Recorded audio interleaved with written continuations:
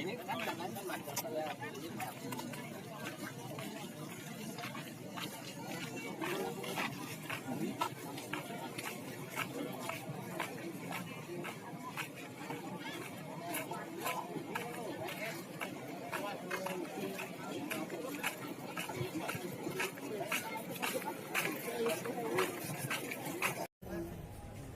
Bapak Ibu hadirin yang berbahagia, tiada kata dan rasa yang pantas kita aturkan melainkan puja dan puji syukur kehadirat Allah Subhanahu wa Ta'ala atas limpahan rahmat, nikmat dan karunia pada hari ini Rabu 22 Desember 2021 kita dapat hadir bersama di Pondok Pesantren Darus Saadah Kabupaten Lampung Tengah dalam acara peresmian pembukaan Muktamar ke-34 dari sebuah organisasi Islam terbesar di dunia, Nahdlatul Ulama.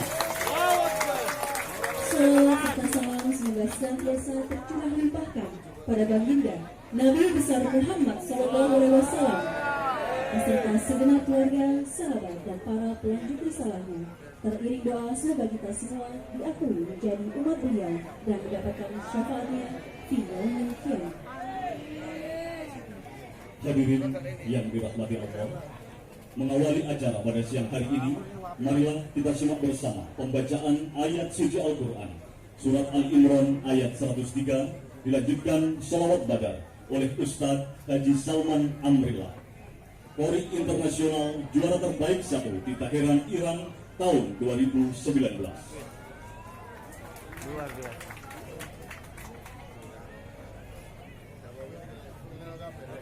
Mau acaranya 4 ayat ya?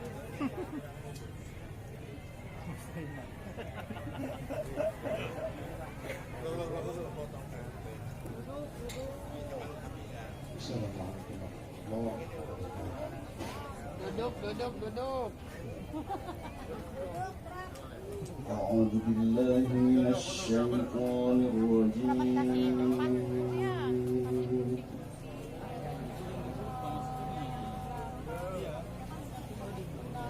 Kurang hanya 1. بسم الله الرحمن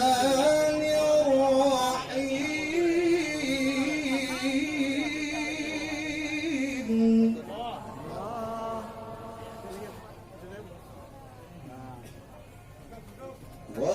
واعتصموا بحبل الله جميعا ولا تفرقوا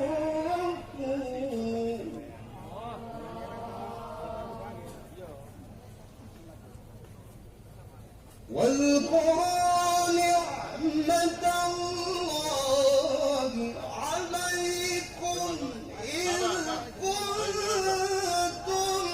أعداء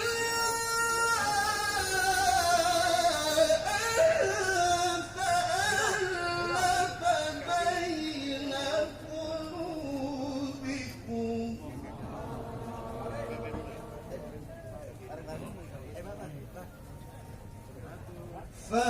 فألف بين قلوبكم فأصبحتم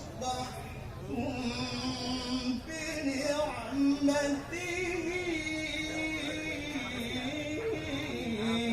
إخوانا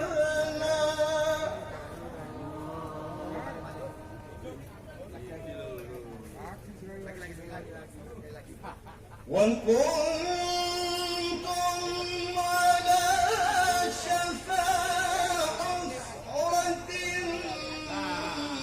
من النار فأنقذكم منها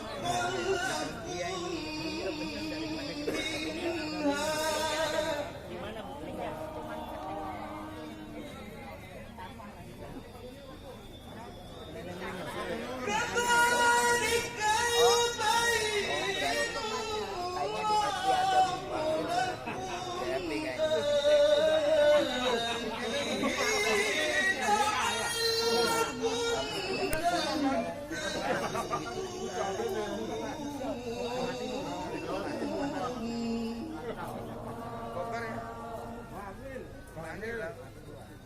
كذلك يبين الله لكم آياته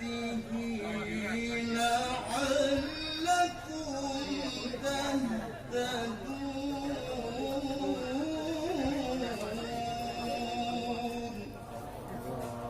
صدق الله العلي العظيم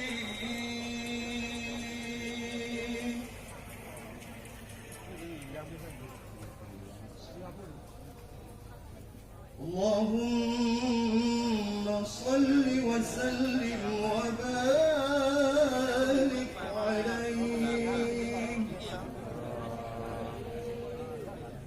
صلاة الله سلام الله على طه رسول الله صلاة الله سلام الله على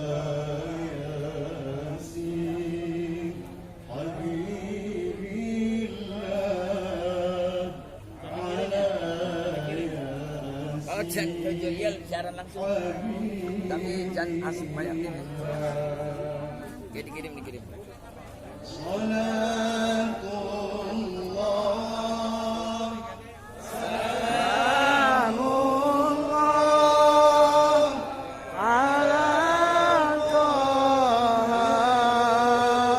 رسول الله صلاة الله سلام الله على ياسين حبيب الله على ياسين حبيب الله توسلنا باسم الله وبالهادي رسول الله توسلنا باسم الله وبالهادي رسول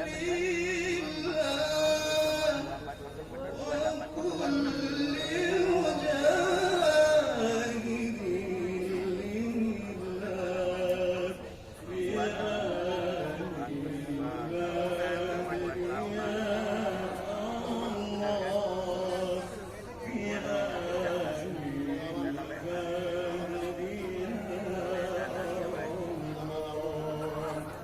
صلاة الله سلام الله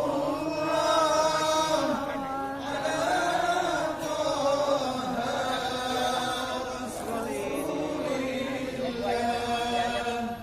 صلاة الله سلام الله على ياسين حبيب الله على ياسين حبيب الله اللهم صل وسلم وبارك عليه صلى الله عليه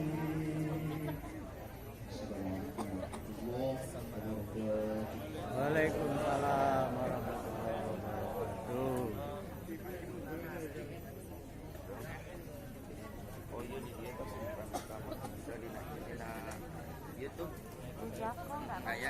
Sadaqallahul azim, sadaqallahul azim.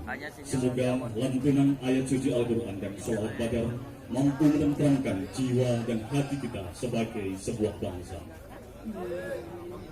Bapak Ibu hadirin yang berbahagia, Selanjutnya, marilah sejenak kita ikuti bersama laporan Ketua Panitia Muktamar ke-34 Nahdlatul Ulama, Bapak Kiai Haji Muhammad Imam Aziz.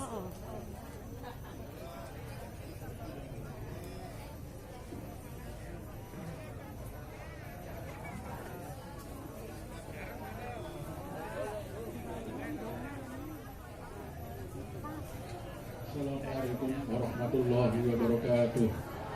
Alhamdulillah wassalatu wassalamu ala Rasulillah Muhammad ibn Abdullah wa ala alihi wa ashabihi wa mawala, la haula wa la quwata illa billah.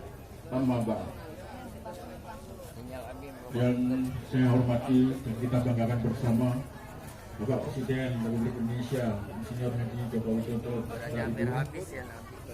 yang kita banggakan juga Bapak Wakil Presiden Profesor Dr. Haji Ma'ruf Amin serta Ibu, para Menteri Kabinet yang hadir pada siang hari ini,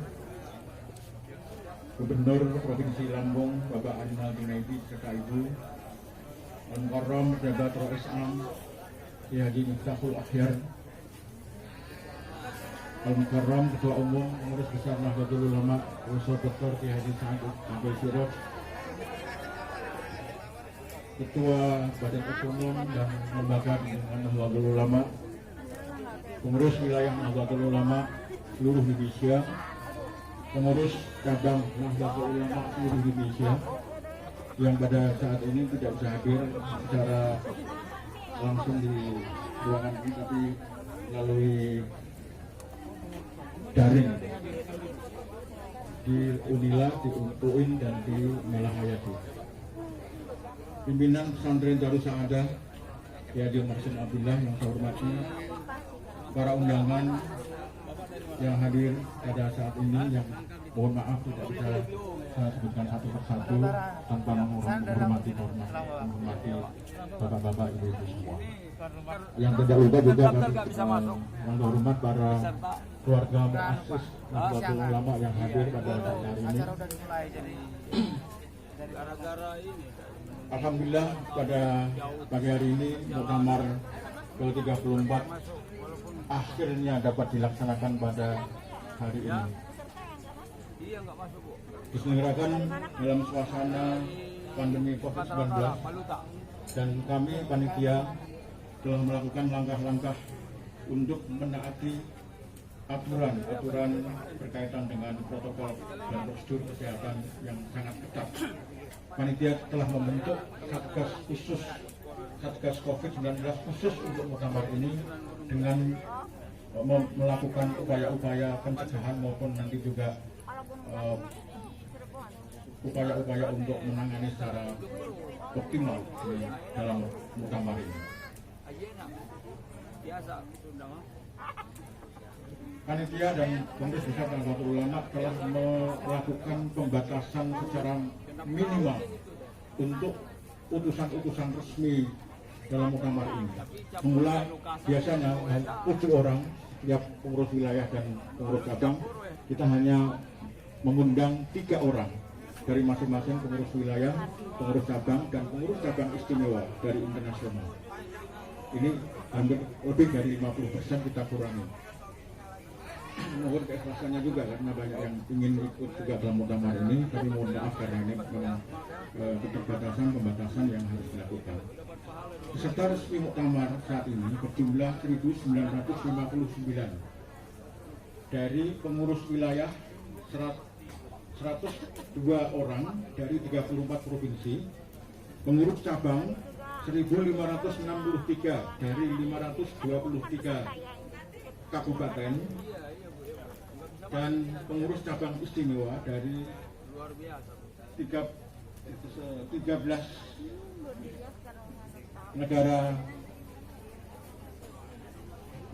negara yang hadir pada saat ini.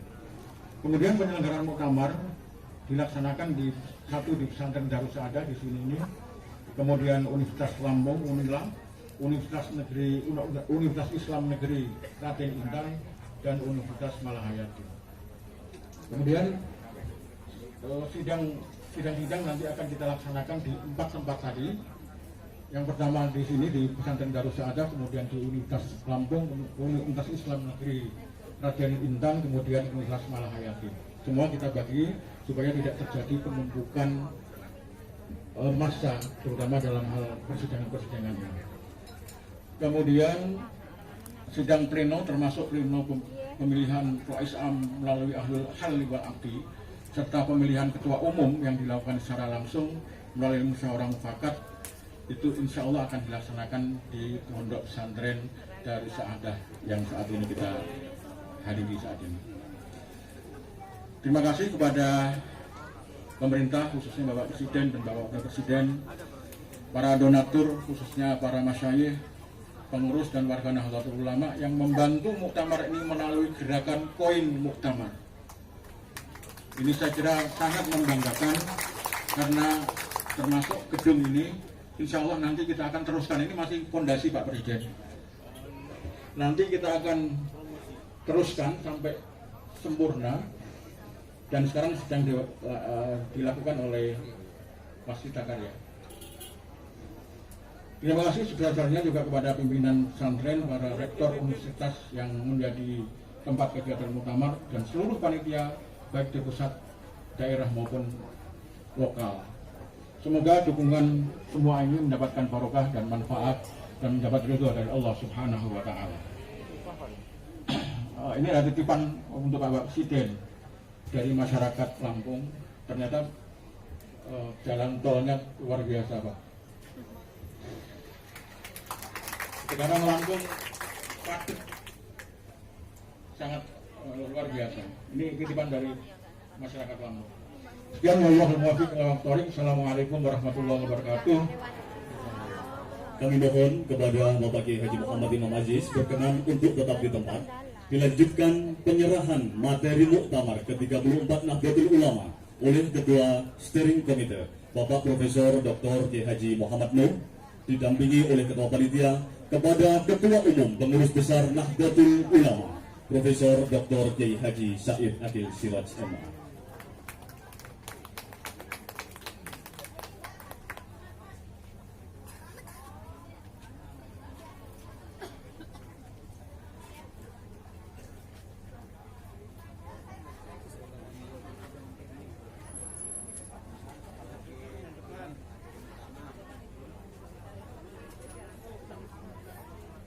Kami persilahkan kepada Bapak Profesor Dr. Haji Nuh dan Bapak Kiai Haji Imam Aziz untuk kembali ke tempat duduk. Dilanjutkan sambutan Ketua Umum Pengurus Besar Nahdlatul Ulama, Bapak Profesor Dr. Kiai Haji Said Akil Siraj MA.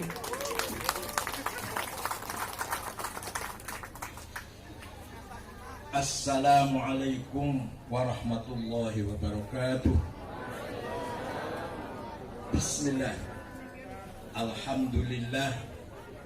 Wassalatu wassalamu ala Sayyidina wa maulana Muhammad Rasulillah wa ala alihi wa sahbihi wa man tabi'a sunnatahu wa jama'atah min yaumina hadha ila yaumin nahdhah.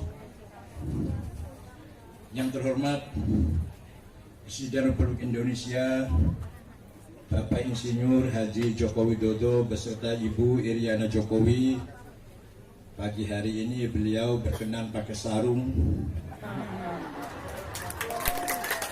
Yang terhormat Bapak Wakil Presiden Republik Indonesia Bapak Profesor Dr. Kiai Haji Ma'ruf Amin, yang sesungguhnya beliau adalah Mustasyar PBNU, juga pakai sarung, beserta Ibu Wuri Estu Ma'ruf, para Menteri Kabinet Indonesia Maju, ada Gus Menteri Yakut Khalil Bisir Mustafa, ada Bapak Pratik, Profesor Dr. Pratik, Menteri Seknag, para pimpinan lembaga negara, ada Wakil Ketua MPR RI Gus Jazil, ada Wakil Ketua DPR RI tetangga saya Mas Muhaimin, para pejabat TNI Polri, para pimpinan partai politik, yang terhormat Gubernur Lampung beserta Ibu dan para kepala daerah di Provinsi Lampung, Al-Mukarram Rais Am PBNU Hadratis Syekh Kiai Haji Muftal Akhyar Azzallah, beserta seluruh jajarannya, pengurus Tanfidah PBNU beserta pimpinan lembaga dan banum di lingkungan NU, para pengurus wilayah dan cabang dan ulama, serta para pengasuh pondok pesantren di Indonesia, Hadratul Mustasyarin, Hadratul Asar Syuriyah, Ashabul Ma'ahid, Ashabatul Kisufiyah, Al-Mutabar An-Nahdiyah, wa ala ra'sihim Ar-Ra'isul 'Am Sayyidina wa Maulana Habib Lutfi bin Hashim. Hari ini kita berkumpul untuk memulai muktamar NU yang ke-34. Alhamdulillah, segala puji hanya milik Allah yang menakdirkan kita menjadi saksi pergantian abad Jam'iyah ini. Usia panjang jamaah dan Jam'iyah Nahdlatul Ulama adalah bukti kasih sayang Allah Subhanahu wa ta'ala. Seabad yang lalu kita sama-sama tahu NU berdiri sebagai jawaban atas pertanyaan dan tantangan zaman. Islam harus terlibat memberi warna pada zaman yang tak menentu, mencari-cari cara agar cahaya Allah terlihat terang dan tak padam oleh kekufuran. Para kiai terpanggil untuk menjawab tantangan dunia yang sedang bergolak dari sudut pandang agama. Pada tatanan global, Perang Dunia Pertama baru saja usai. Sistem monarki berbasis agama mulai terasa tak memadai, dan gelombang wahabisasi sebagai embrio radikalisme berkibar di Hijaz. Sementara di Nusantara, patriotisme mulai menemukan bentuknya. Perlawanan terhadap penjajahan, kemiskinan, dan ketidakadilan bermuara pada apa yang hari ini sering kita kenang sebagai era kebangkitan nasional. Di era itu, NU sebagai Jam'iyah sepenuhnya lahir dari transformasi praktik kemandirian jamaah, yakni kemandirian komunitas pesantren yang selama berabad-abad bertahan hidup dalam tekanan kolonialisme. Agustus 1945, bom atom sekutu meledak di Nagasaki dan Hiroshima. Seakan itu menandai akhir Perang Dunia Kedua, sekaligus membuktikan betapa akselerasi teknologi bisa sedemikian merusak kehidupan bersama. Sesudahnya dunia menyaksikan satu demi satu kelahiran banyak negara bangsa. Dunia berubah, umat manusia lalu terjepit di antara dua pilihan masa depan. Pilihan untuk menjadi negara sekuler atau menjadi negara agama. Suasana zaman pada saat NU lahir diliputi pertanyaan besar. Apakah selepas perang demi perang, setelah begitu banyak darah tumpah, kita sebagai umat manusia bisa hidup untuk saling berbagi di atas bumi Allah? Kalaupun bisa, bagaimana caranya? Belasan tahun hidup di Arab membuat saya menghayati arti penting NU untuk Indonesia dan dunia. Dengan segala hormat, di Arab agama sedari awal tidak menjadi unsur aktif dalam mengisi makna nasionalisme. Bila Anda membaca sejarah dan naskah konstitusi negara-negara Arab, Anda akan segera tahu betapa mahal dan berharga naskah pembukaan undang. Di Arab, pejuang nasionalis bukan pejuang agama. Pejuang agama bukan pejuang nasionalis. Di Indonesia, Hazrat Syekh Ghazi Hasyim Asy'ari, pejuang Islam, dalam waktu yang sama pejuang nasionalis. Di Timur Tengah, tidak banyak kita jumpai ulama yang nasionalis, sebagaimana sangat jarang kita ketemukan kaum nasionalis yang sekaligus ulama. Sebagai akibatnya, nasionalisme dan agama seringkali bertentangan, lalu lahirlah satu demi satu konflik-konflik sektarian. Apa yang kita saksikan sekarang di Palestina, Myanmar, Rohingya, Israel, Somalia, Suriah, Yaman, Afghanistan adalah rangkaian ketidaktuntasan menjawab tantangan zaman. Belum ditemukan titik temu antara semangat Islam dan semangat nasionalisme. Jabarat. Nasional dan agama adalah dua kutub yang paling menguatkan. Keduanya jangan ditentangkan. Demikianlah pusaka wasiat dari Habib Syekh Hasyim Asy'ari yang diamini dan disuarakan ribuan ulama pesantren. Dan dengan demikian kita mengerti bahwa ujian atas sikap tawassut, ujian moderasi polarisasi dua kutub ekstrim memang sudah khas NU sejak awal mula pendiriannya. Mereka yang tidak paham sikap NU atas HTI maupun FPI barangkali memang belum mengerti betapa berat amanah moderasi kutub-kutub ekstrim di negeri ini. Bagi NU dan pesantren, menjaga NKRI adalah amanah, karena hanya dengan bersedia kepada konstitusi tata beragama dapat diselenggarakan. Sikap tawassut atau moderat mustahil tercapai tanpa kemandirian. Usia NU yang mencapai hampir seabad ini antara lain disebabkan kemandirian dalam pengertian setia kepada prinsip-prinsip dan nilai-nilai dasar agama, kemandirian dalam pengertian sanggup menyusun agenda-agendanya sendiri, kemandirian dalam arti teguh membawakan ruhuddin dan ruhul wataniyah, semangat agama dan semangat nasionalisme, dan ruhul ta'addudiyah, semangat pluralis kebinekaan. Kemandirian dalam bidang politik, ekonomi dan budaya, kemandirian dalam arti sanggup bergaul dan berbagi dengan siapa saja sembari menjaga harga diri.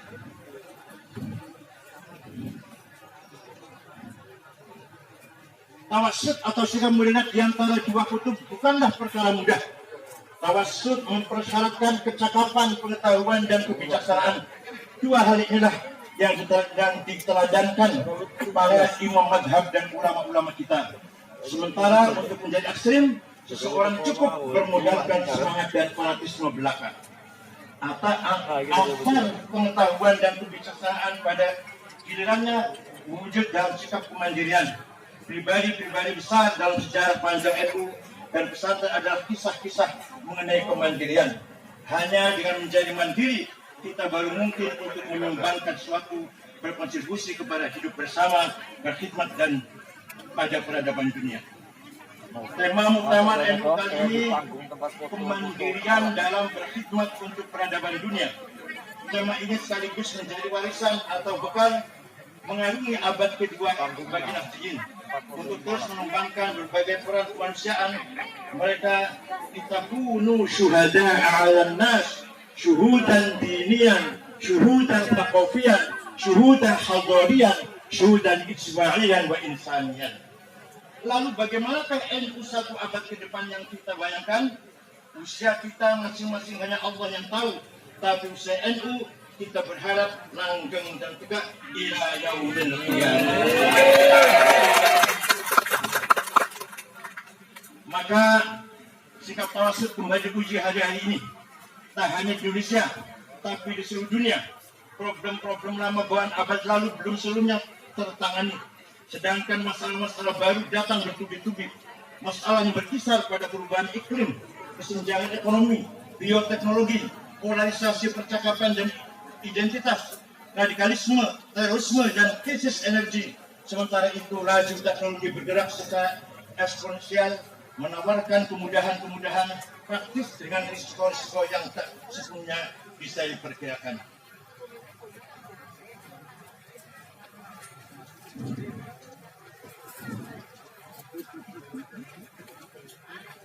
Dari sudut pandang santai dan pesantren, visi membangun dengan 5 jenis kekayaan.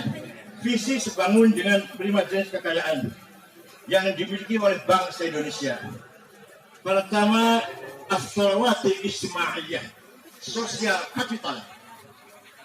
17.000 lebih pulau, 200 etnis, 1.340 suku bangsa, 1.211 dialek bahasa adalah fakta keberagaman dan kemajemukan bangsa ini. Kemajemukan yang disatukan di bawah tenda besar Pancasila dengan semangat Bhinneka Tunggal Ika. Di tenda besar itu ormas-ormas keagamaan berperan sebagai semen perekat sosial. Mereka mengkonsolidasikan nasionalisme sebagai proyek integrasi bangsa yang tumbuh dari bawah, tidak perlu dipaksakan dari atas dengan tangan besi. Kedua, as-sawatul hadariyah, kekayaan kultur budaya. Kebudayaan Nusantara membuka diri pada interaksi dan kolaborasi dengan kebudayaan global asing. Di sisi lain, kebudayaan setempat atau lokal menjadi identitas, nafas, dan aktualisasi nilai-nilai. Di negeri ini Islam Nusantara menjadi bukti dari kematangan hadarah Nahdlatul Ulama. Maka akhlakul kalimah itulah sehat Nahdlatul Ulama. Wa innamal umamul akhlaqu ma baqiyat fa idhum dhahabat akhlaquhum dhahabu. Martabat bangsa tergantung akhlaknya. Akhlaknya mulia, martabatnya tinggi. Akhlaknya hancur, martabatnya hancur pula. Yang ketiga, as-salatus sya'ariyah. Kita kaya dengan simbol-simbol. Antara lain yang dipakai oleh Pak Presiden hari ini, peci dan sarung, simbol Islam Nusantara. Banyak contohnya, tapi yang hari ini kita contohkan simbol peci dan sarung. Kita tahu apa artinya peci dan sarung dalam arti teologi, tapi itulah simbol Nusantara, simbol umat Islam Indonesia. Yang keempat, kekayaan maliyah. Indonesia mempunyai potensi sumber daya alam yang luar biasa. Daratannya dipenuhi hutan-hutan penopang paru-paru dunia. Di bawahnya terkandung kekayaan mineral yang banyak. Lautannya mengandung potensi ekonomi biodata. Di bawahnya tersimpan bukan hanya ikan, tetapi cadangan migas dan mineral yang berlimpah. Yang dibutuhkan adalah SDM unggul yang mampu mengolah kekayaan alam itu sebagai modal pembangunan. Agar pembangunan ini dirasakan seluruh masyarakat Indonesia, kaila yakuna dulatan bail agna minkum, tidak hanya pertumbuhan, tapi yang penting adalah pemerataan. Masih kita lihat banyak warga NU yang hidupnya di bawah kemiskinan. Namanya jelas Solikin, Jumati, Dikana, Majerais, namanya kampungan desa. Kekayaan kelima adalah sumber daya politik. Indonesia adalah negara demokrasi terbesar ketiga dan negeri muslim terbesar di dunia. Indonesia bukan negara agama, tetapi negara Pancasila yang menaungi semua agama. Islam berjalan seiring dengan demokrasi, kualitas politik dan pertumbuhan ekonomi.